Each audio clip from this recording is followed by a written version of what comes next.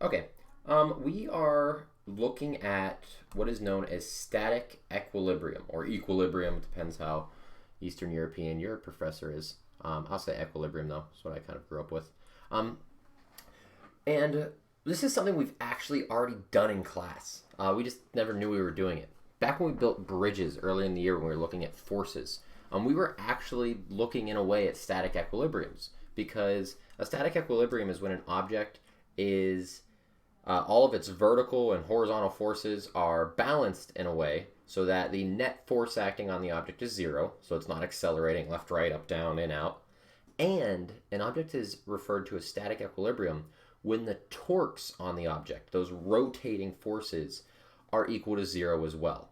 So when we built bridges earlier in the year and you set it on a table, it wasn't rotating or anything. So the torque was zero there. Now, whenever we started putting mass on the bridges and they started to bow down and bend, it eventually snapped and then they rotated. Well, now their net torque wasn't zero and they've accelerated in a rotating direction.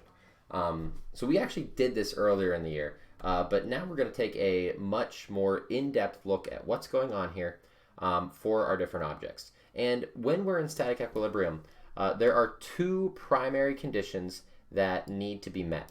Our first primary condition is that, like I said before, the net forces on an object are equal to zero.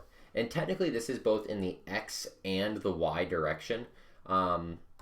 This has to be true for the x direction equals zero and for the y direction to equal to zero. So those are net forces, so the sum of all of them added together. For this first example we're going to see today, we're only going to focus on the y directions. We're going to assume that the x directions aren't even there.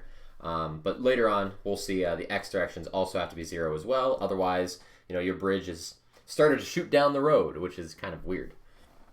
And secondly, our major thing that has to be true is that the sum of the torques have to equal zero. So we're going to have to do both F equals ma stuff and torques equals I alpha things, setting the ma and I alphas to zero. But we're going to have to add up a lot of these forces and torques, okay?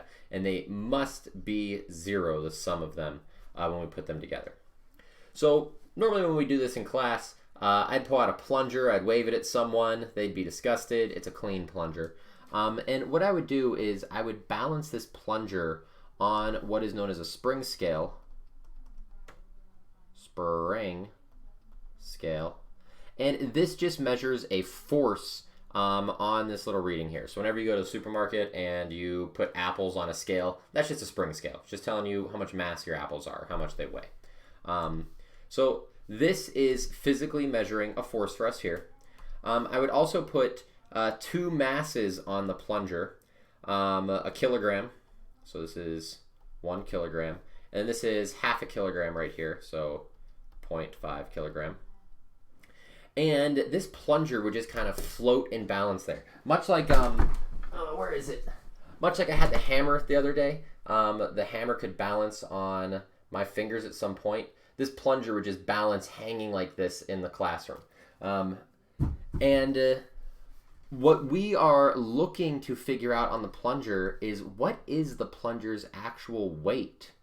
And where is that center of mass along the plunger? We know the plunger's center of mass should be somewhere over here, but where is it exactly?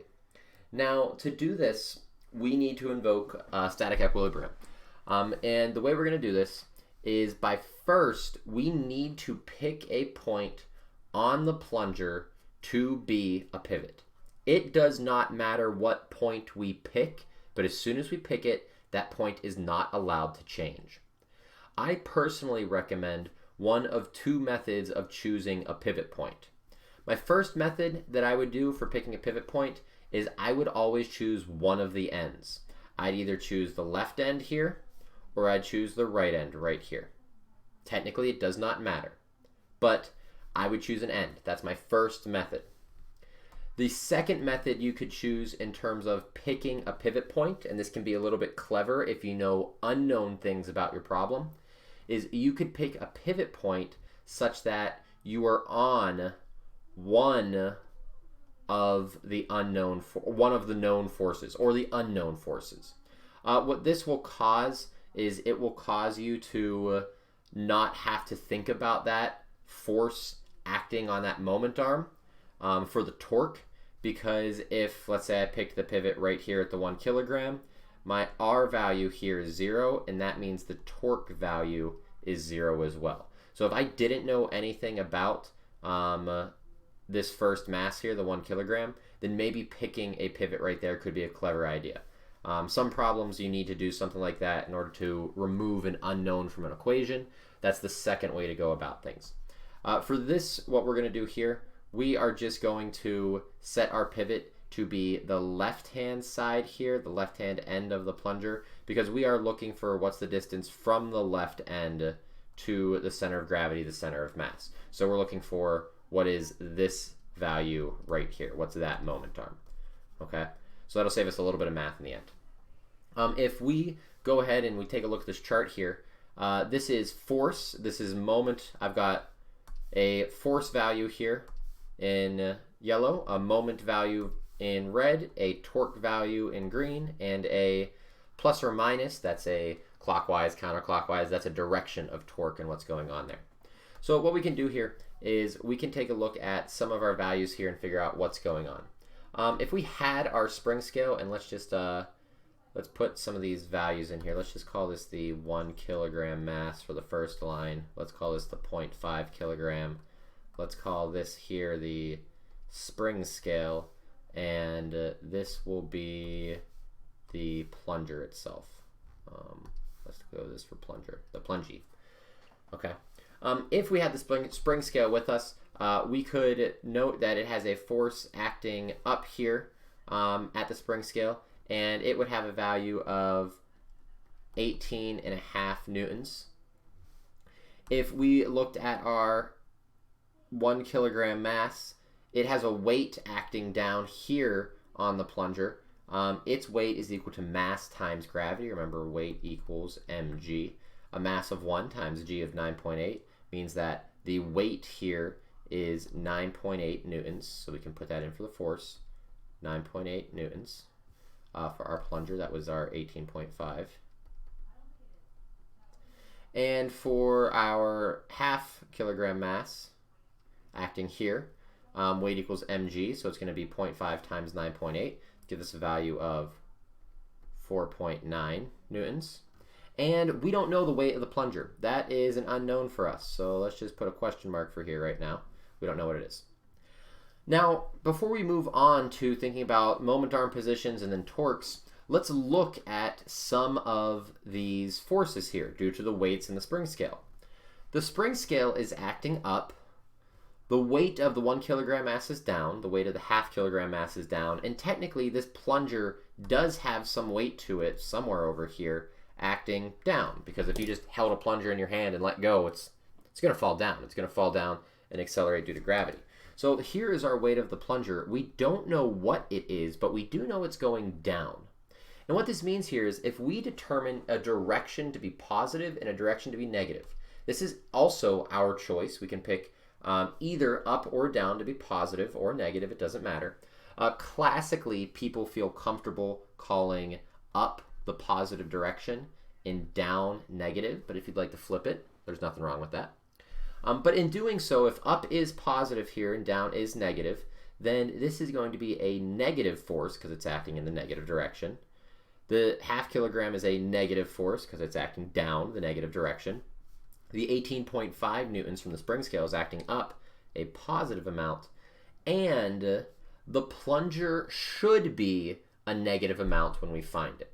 Okay, so if we were to find the plunger, it should be a negative amount. We can do that. We know that the sum of the forces, and specifically in the y direction, up and down here is what we're looking at, have to equal 0.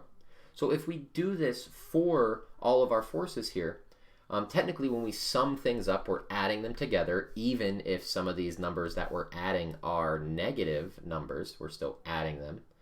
Adding a negative is just subtraction, if you remember.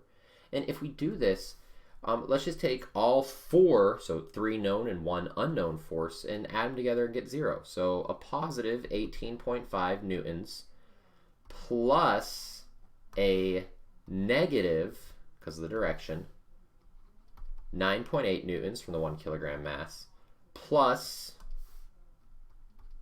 a negative, because of the direction, 4.9 newtons.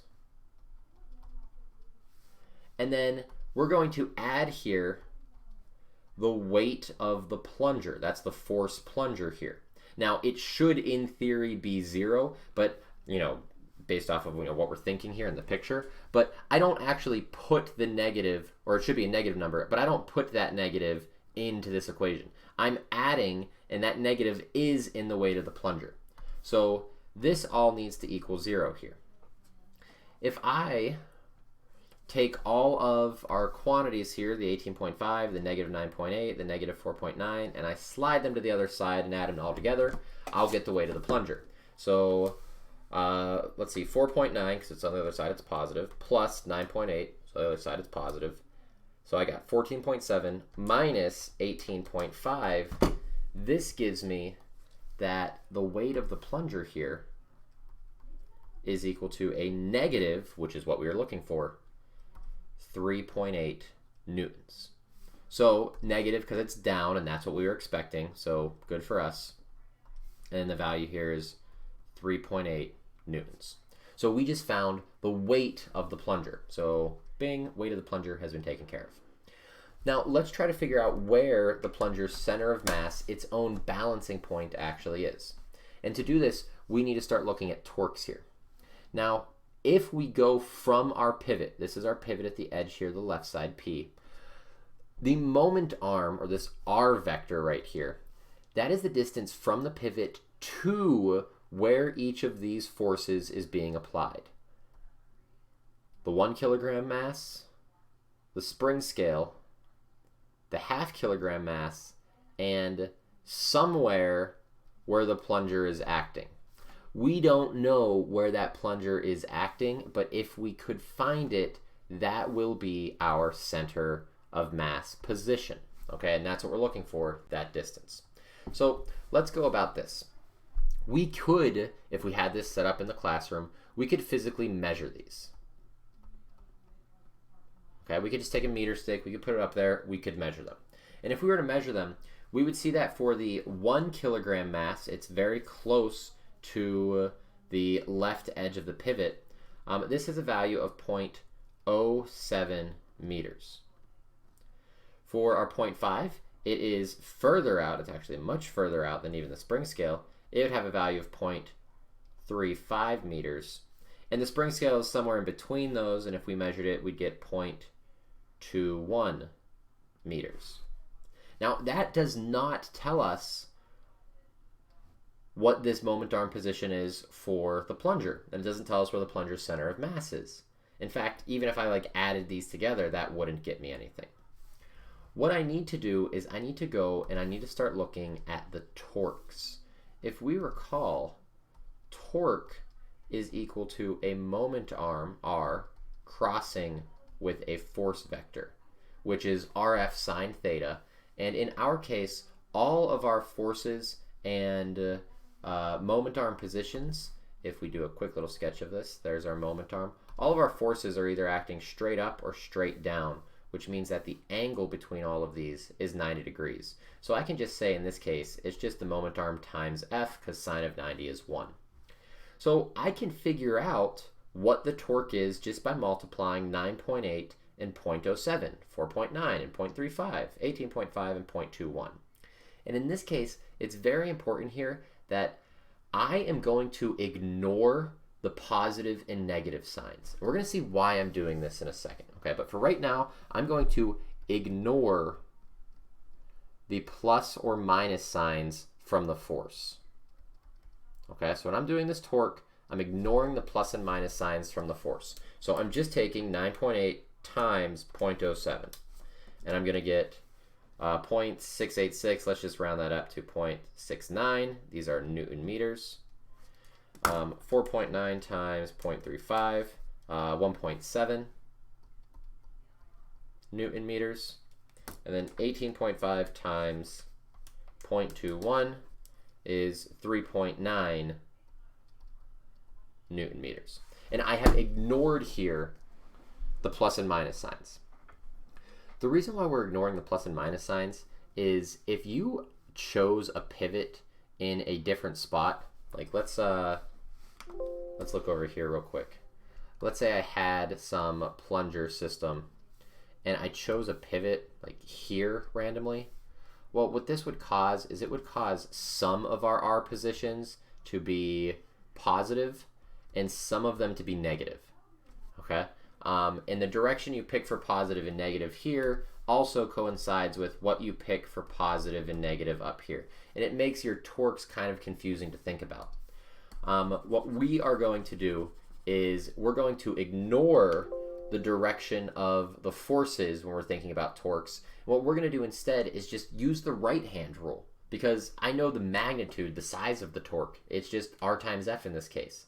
And I'll use my right hand rule to figure out what direction things are rotating. And by doing that, that'll give you a much easier idea to think about what is positive and what is negative without having to have a million positive and negative signs floating around the page. So let's go back and let's take a look at this picture here. And let's kind of clean this picture up real quick. I'm going to delete a lot of stuff just so it's a little easier to look at for what we're about to do. If we take a look at this first weight here, okay, with our pivot point on the left-hand side, if you took your pencil in your hand and you held it at the left-hand side and you just kind of like loosened your grip until it started to fall, you could see the direction that that pencil would start to rotate. This plunger is doing the same thing. If left to its own devices, this weight at point A here is going to cause the plunger to rotate down like this. It's going to cause the plunger to rotate clockwise. So this is causing a clockwise rotation, and clockwise rotations are thought of as negatives in the world of mathematics and physics.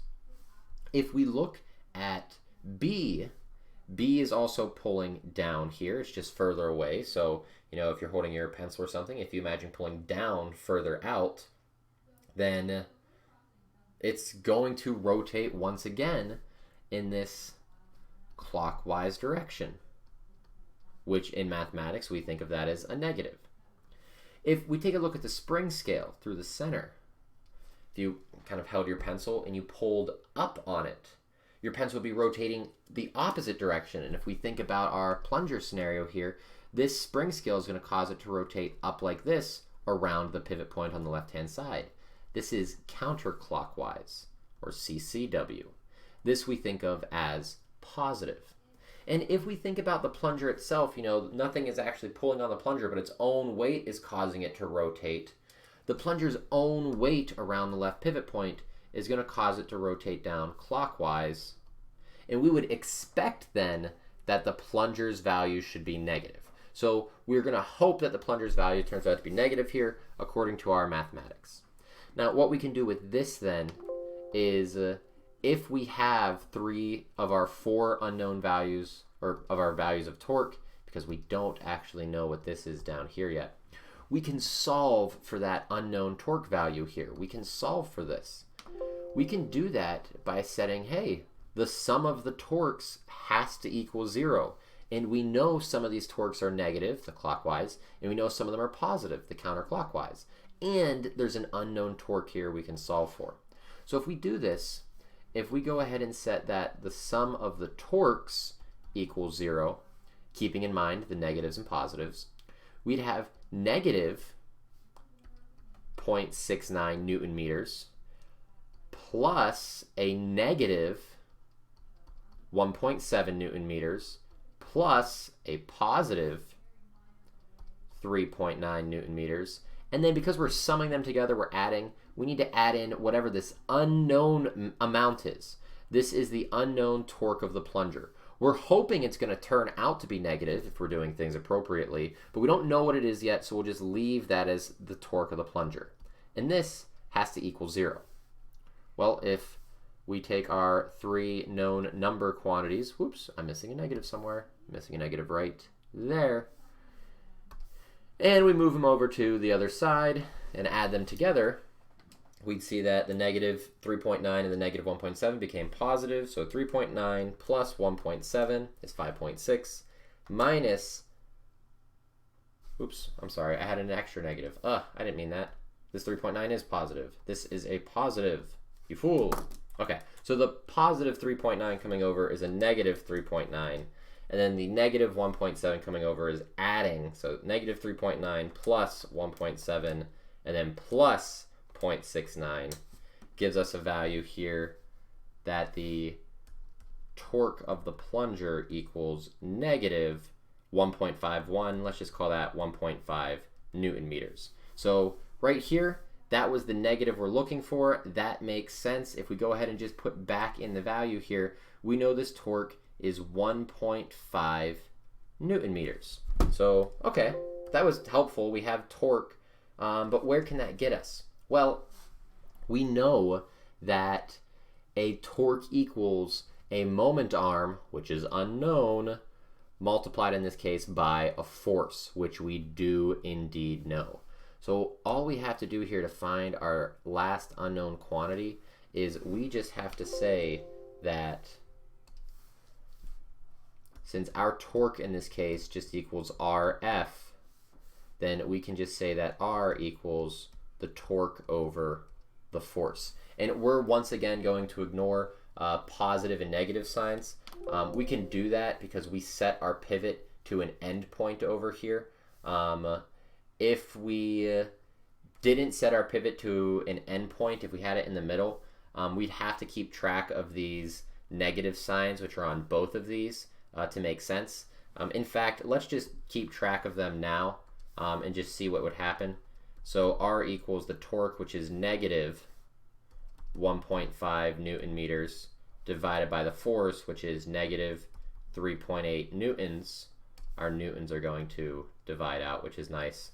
A negative over a negative is a positive, and our R value here, 1.5 over 3.8, is 0.39 meters.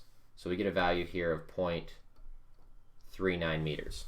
The reason why this makes sense in terms of a sign argument now, in terms of like positive and negatives, is because I have a positive number here. If I look back into the beginning, I technically called everything to the right direction for my moment arm positive. Notice how the 0.7 was positive, the 0.35 was positive, the 0.21 was positive. That means going all the way out here to the edge even further, the 0.39, that's to the right. It should be positive as well. If your pivot was in a different spot, you'd have to, say that, hey, the right is positive and maybe the left then would be a negative quantity.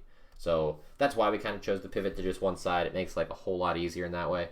But if you didn't have that chance, you could still do this problem, just keeping track of your signs at the end. And that's it. We have figured out everything there is to know about this plunger system. We know all the forces acting on it from the two masses, the spring scale, and then the plunger itself, because it has weight. We figured out where they're all acting, including the center of mass of the plunger, where it would balance perfectly if just as itself. And we figured out all the torques acting on it and those torques directions, just by thinking how they're going to rotate. So yeah, kind of a neat little problem there. This is kind of a simple version of it. Whenever we do stuff with like actual bridges and buildings and setting up signs to be displayed outside of shops, it can get a little bit more complicated with that, as we'll see in our next video. But for right now, like, that's a straight up statics problem of what's going on. So with that, this is finished. Hope you enjoyed it. Take it easy. Adios.